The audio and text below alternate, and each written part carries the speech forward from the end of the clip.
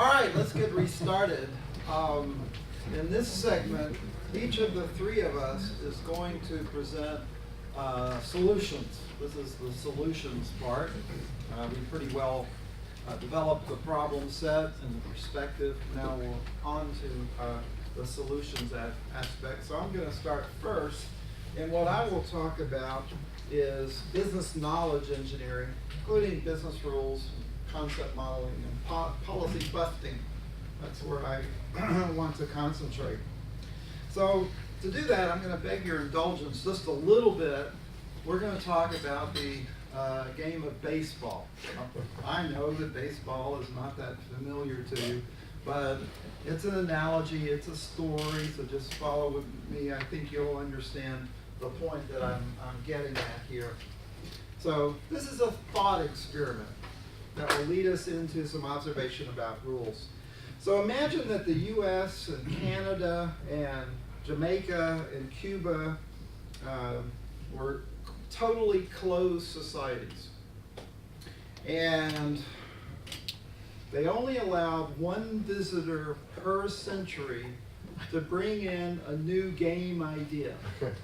And then otherwise closed system. So in the 1800s, the game that they elected to bring into each of the five countries was baseball.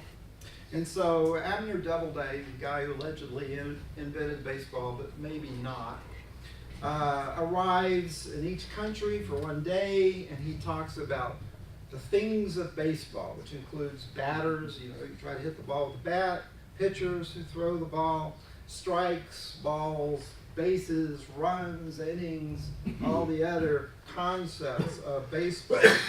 And at the end of the day, he leaves each of the countries, and nobody knows what happens until 100 years later, when the next person arrives to introduce the next game. Now, baseball is a very complicated rule. I don't particularly like baseball, but it makes a good kind of story here. And the fundamental baseball rules are fairly simple. I've written out 3 there for you. But the real rule book of baseball is big and thick. It's a very complicated game. You can collect lots of statistics, and some people like it a lot. So it's 100 years later. The next guy arrives in each of the countries and finds out that over the last 100 years, each of the countries has taken up the game enthusiastically. And they've formed leagues, they've played a huge number of games, they have big data, they have statistics, they capture a lot of statistics about baseball, century of competitive results. And so taken are all the countries by the game, they decide to form an international league. And they decide to merge their results, their statistics, their data from each of their leagues. So they hire some data architects, the idea being do a data model, create a data warehouse, and we can share results from each of the 100 years in each of the countries. So it turns out the work starts off fairly well because each country pretty much uses the same words. They talk about bases and runs and strikes and batters. They use many of the same verb scores. They create a data model. Then they try to integrate the data into a data warehouse. And how well do you think this comes out? So what has happened over 100 years in each of the games? In Japan, normally you get 3 strikes per at bat, but in Japan you lose so much space after 1 strike that you're out, and that's the end of it. In Canada, now Canada is a very tolerant country. Anything goes in Canada. So they allow an unlimited number of strikes per batter, no limit, but to compensate, they only allow 2 outs per inning. In Cuba, things really get mixed up because being a socialist country, instead of charging the strikes to the batter, they charge the strikes to the pitcher. It makes things interesting. Now, Jamaica, of course, has a long history of British influence in this strange game that the British play called cricket. And in cricket, of course, you only have 2 bases instead of 4, and you bowl the ball, you don't pitch it, and the pitch refers to the field, not the throwing of the ball. And the games can go on for 2 days. So how well do you think the data, when you integrate from those 5 countries, is going to, how good is it going to be? Well, it's going to be pretty bad, right? If you can just lump the data together, because why? Because they use more or less the same words. So the data model with just the words, the names, that will work. But they haven't been following the rules. And so what is the quality of their data? 0. I mean, it's bad data quality. Here's my point about that, and hopefully to illustrate the importance of rules and following consistent rules, is that without following the same business rules, your data quality is going to be 0, and you can't really integrate operations. You have to follow consistent rules. So I like to say, if you want real data quality or real business integration, you must play by the same basic rules. Business rules turns out to be very important. So what do business rules do for you? Well, data quality is obviously top of the list. Retaining knowledge, there's no better way at the operational level to retain knowledge about the workings of your business than business rules expressed in plain business language, whether German or English or whatever the natural language is. Great way to retain knowledge in a form that is that you can analyze, that you can vet for problems, detect anomalies, improve it, reuse it, revise it over time, and so on. And also, better business processes. If you want consistent results from your business processes, if you want repeatability of your business processes in terms of the results that you produce, you better follow the same rules. Because if you don't, you won't get the same rules. So, I could go on and on about I don't particularly like baseball, to be honest with you. It's a good analogy and makes the point. But let's stick with the bigger picture. I think what's been missing in a lot of organizations, in every organization really today, is the issue of knowledge analysis. You know, we do business analysis maybe, we do system analysis more or less, we do a lot of kind of planning of IT deliverables, but we don't really actively analyze the knowledge of the business and then capture it in a form that we can improve it and evolve it, retain it, and reuse it. So knowledge analysis, of course, as I just pointed out, will focus on business rules. That's just inevitably. True business rules, not what you implement in rule engines and technologies, but business rules that are expressed in structured natural language. Business vocabulary is another basic ingredient to what makes your business smart and to knowledge analysis. So now let me talk about that a little bit more. But I'm going to come at business vocabulary from a direction that may surprise you, just to keep you interested. And talk about how technology factors in to things. Like a lot of you, I'm very interested in machine learning these days, and I can't keep up with it. I'm certainly no expert at all, but I read about it, look at it, and speculate about its uses and so on. So last year I was researching IBM Watson, among other tooling capabilities. And I want to let you in on a little secret about IBM Watson that I didn't know and was kind of a surprise to me. In particular, when you apply IBM Watson to text, not driving cars, not other kinds of problems, but when it comes to evaluating, understanding written text, in other words, natural language. I didn't know this. The fact about IBM Watson is that you, if you want to, can begin using its APIs for free. It'll get you started for free if you want to. Except there is one component that you will need, that you will want for text, that is not free, and that's called the IBM Watson Knowledge Studio. And you're definitely going to want that tool, because IBM Watson isn't very effective at all for text without it. And guess what that tool does? It basically supports you telling IBM Watson about your business vocabulary. In other words, you effectively have to teach or train IBM Watson on your vocabulary. So let me just step through that a little bit. This is kind of interesting. This IBM Knowledge Studio, what it asks you to do is to annotate using color highlighting and so on your vocabulary. So for example, insurance text here from car accidents and so on. Your vocabulary listed on the right, you want to annotate. The user specifically has to tell IBM Watson that Ford is a manufacturer and that Escape is a model. So you have to go through the text and annotate like that in order to make good use of it. You also, and this becomes very important when you're talking about knowledge and about vocabulary, business vocabulary, is you have to tell it about your verbs, your basic verb constructs, not just your noun constructs.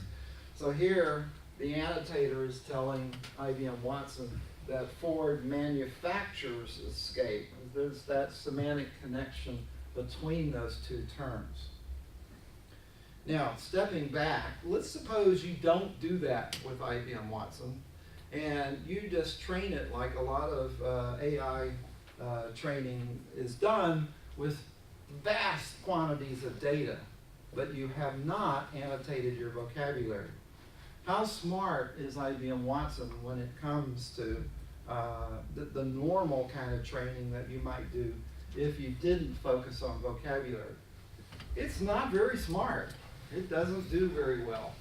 So for example, here, after a vast amount of training on data, it thinks that 2005 is a date, not a car year, a manufacturer. It thinks Ford Escape XLT is an organization, and it thinks 4x4 is a measure, which is kind of funny. You know? It sounds like it might be a measure, but no. It has to do with the drive chain for the engineer. But then let's suppose that you do your vocabulary annotation, you use IBM Watson Knowledge Studio, and you highlight your vocabulary. Now it gets it right. It understands that 2005 is a model year, Ford is a manufacturer, Escape XLT is a model. And not only that, and here's where the smartness comes in, here's where the machine learning comes in, is that it will also recognize other instances of these classes of things that you didn't necessarily annotate. So it turns out that Chen is a Chinese car manufacturer, is a car model. BYD is a manufacturer, 2013 is a model year. So IBM Watson caught that, or was able to detect that on its own. Now you could call that smart. You could call that intelligent. Now, this is all on YouTube, so I was just doing some research, and it turns out that it took them 12 person weeks to annotate their vocabulary. 12 weeks, man weeks, person weeks, 3 months. I will bet you that they did not have a business vocabulary to start with. I bet you they didn't have a concept model. I bet you that they didn't do it in a very good, coordinated manner. Here's my point in all this, not to belabor it, is that business vocabulary, structured business vocabulary, concept model, is absolutely fundamental, even with technological breakthroughs, to your success with tooling. You know, this is not like self-driving car. human language is very, very difficult, much more difficult than text. So concept model is a very important idea and something we ought to talk about, something that ought to be in your toolkit, something you ought to be doing. So how to think about a concept model? Well, we like to think of it as just a vocabulary model. It's a model essentially of words, nouns, and verbs, and adjective phrases. You have to understand your terminology to talk about any matter of complexity, any matter that requires precision and communication. So the three of us last year, by the way, it took us a whole year to put together the Business Agility Manifesto, even though it's a fairly small document. There was a lot of pain and grief. I won't go into that, but these guys are a little hard to work with. I mean, I'm not going to go into that. But speak after. Yeah. It'll get bad, we get even. Anyway, one of the first things the three of us had to do, even though we had been speaking together and talking to each other a lot, is we had to come up with our concept model, or at least a core concept model, a basic vocabulary, so that we could articulate things in a consistent way. We were talking about something of complexity, which is business agility. So here's a diagram of our core concept model. It's not complete, but it is a good start on that. But what's most important is actually, in many respects, on the next page, which is the business definitions of the terms in the concept model. So a concept model is as much or more about the definitions of your terms than it is anything else. Now, concept model adds a lot of semantic structure to this. I won't go into all of that. But it is a tool that you need in the knowledge age to be precise about complex information. If you don't have this, if you don't have a business vocabulary that you use actively within your organization, you're always going to get dragged back into IT speak. And that's going to be a killer in terms of good business communication. So that's first on my list in terms of why a concept model is effective business communication. It's also important in data quality. If you use the word strike in baseball, but you don't mean the same thing and you're not following the same rules, you're not going to produce data of any real quality. We've talked a lot about today, John, as in particular about scrap and rework. It's because people don't define what they mean by the words they're using up front. This is just such a basic human need in order to establish effective communication. And then I believe that integrating business processes, you have a knowledge problem, therefore you have a vocabulary problem, therefore you need a concept model. In fact, I will go so far as to say, in a lot of organizations, you don't have just functional silos, you have semantic silos. And that's worse. That's much worse. And so business integration, not in all respects, but in many respects, is as much a knowledge problem and a communication problem as it is a process problem or anything else. Okay, I talked about the why challenge. Let me come back to that and talk about that just a little bit more, because it's another aspect of knowledge engineering that you should be familiar with. I'll tell you another little story to motivate that. I don't know if you can tell from my accent. If I had time, I'd have you guess what part of the U.S. I'm from, but I'm from Texas. I know I don't talk like they do on TV with the accent, but yes, I am from Texas. They exaggerate things on TV. Did you believe that? Anyway, so it's very hot in Texas. It's very hot, half the year. It's not nice and cool like this. So I know it wasn't that nice a couple of weeks ago, but thank you very much for having better weather this week. So every summer, along about July or August, hot, humid, just dreary day after day, every Texan thinks about having a dream home in Alaska, where it's got cool weather and it's got mountains and ice skating and snow and life is good, right? I know that sounds probably a little funny to you, but you haven't endured the Texas heat for too much. So anyway, I did a search in real estate and found my dream home in Alaska. I'm a good customer of my bank. I have a long history with them. I got great credit. I went to the bank and asked them for a mortgage for my dream home in Alaska, and they said no. Of course, I, as a customer, was not happy about that, so I asked them why. And they had engineered their knowledge in such a way as to be able to tell me exactly why. Quickly, while I was sitting there. That was very irritating. But anyway, they had good reasons for doing it. So we call this a question chart or Q chart. It's a decomposition of business questions. And I won't go into detail, but if you drill that down, multiple levels, sometimes more than 3, 4, 5, eventually at the nodes of this question chart, where you arrive is at decision rules, the rules by which you make decisions. So here are a couple of decision rules that answer the question, should mortgage application be approved? It turns out that my dream home in Alaska was a fly-in community, and they don't give mortgages to homes that you can only reach part of the year by airplane. I think that's unimaginative, but that's their rule.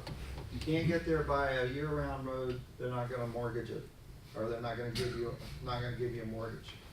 Well, that trace that you're seeing specifically answers the question why, very specifically. This is an engineering knowledge. There's nothing that fancy about it, but it is based on rules and explicit knowledge that relate to the business questions that you're likely to ask in a business process. Very effective technique. We call it question charting. It's about supporting your operational business decisions. So one other very quick part of knowledge analysis comes back to strategy. And as I mentioned before, what we like to do in the strategy area is policy busting. We like to identify policies that aren't working. A lot of companies have tried business process reengineering many times with limited success, takes a long time, doesn't achieve the results that you want. So instead, we zero right in on policies that seem to be suboptimal, non-productive, and we try to break those. For example, a bank, major North American bank, they had a legacy business policy that essentially said all parts of a mortgage application must be complete before you can give a decision to the applicant.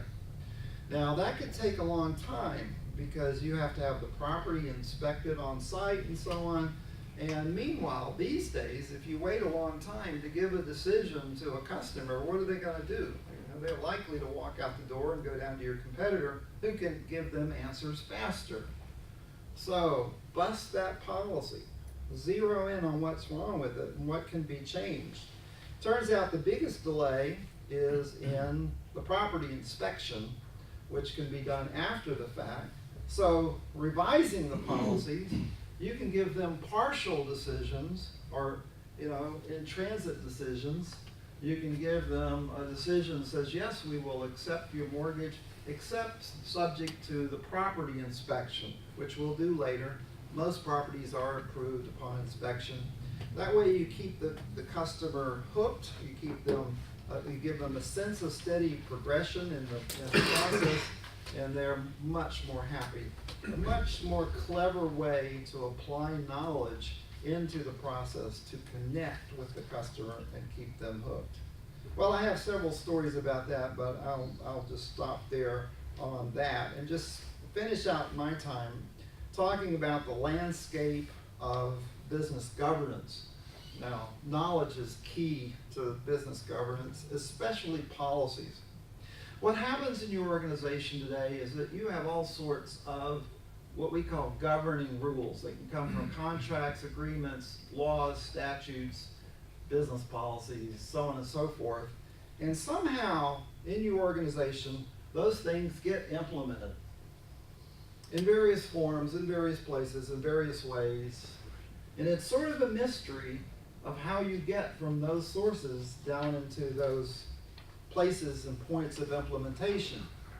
So unless you can trace across that landscape, how effective do you think your impact assessment is going to be? In most companies, there's sort of a big black hole where there should be ready knowledge of who interpreted what, in what way, at what point in time, for what reason, in order for it to be implemented in a certain way. People spend a lot of time trying to do detective work to recapture this lost knowledge. That's not the way to manage a business in the knowledge age. So what we recommend is that you have at least two today, levels of interpretation from the sources to the points of implementation of your policies and rules, and you keep track of that stuff. Who interpreted when, at what point, for what reason, and then where it gets deployed and implemented, why. So you can pinpoint the impact of change before you make the change. Now we've done this for the CDC, the Center for Disease Control and Prevention, the major medical organization, government organization in the US. And just a quick word about that. The CDC is a federal body. They do no implementation. Instead, they have 56 jurisdictions, including the 50 states, where they interpret the medical literature, that's their sources, their governing rules, translate that into interpreted knowledge, and then send it out to 56 different jurisdictions for implementation. You could argue that's not very effective, but that's the way they do it.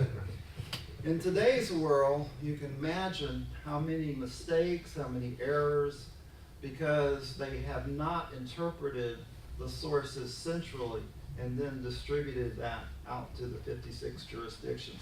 So what we did was introduce this center layer of interpretation, practicable business rules and decision tables, and then they distribute to the 56 jurisdictions these interpretations to get a much higher degree of consistency across all the implementations. This is how you have to manage knowledge in the information age. Most organizations are not quite as distributed as this, but very fundamental problem. Okay, business knowledge base. Come back to that, finish with that. I visualize the core part of your business knowledge base as what we call an automated rule book, where you have corporate memory retained and you can do traceability of interpretations of rules. That is what I would suggest to you in parting is fingertip business rules. You want business knowledge right at your fingertips in your knowledge companion, your business knowledge base, so that you can access it when and as you need it.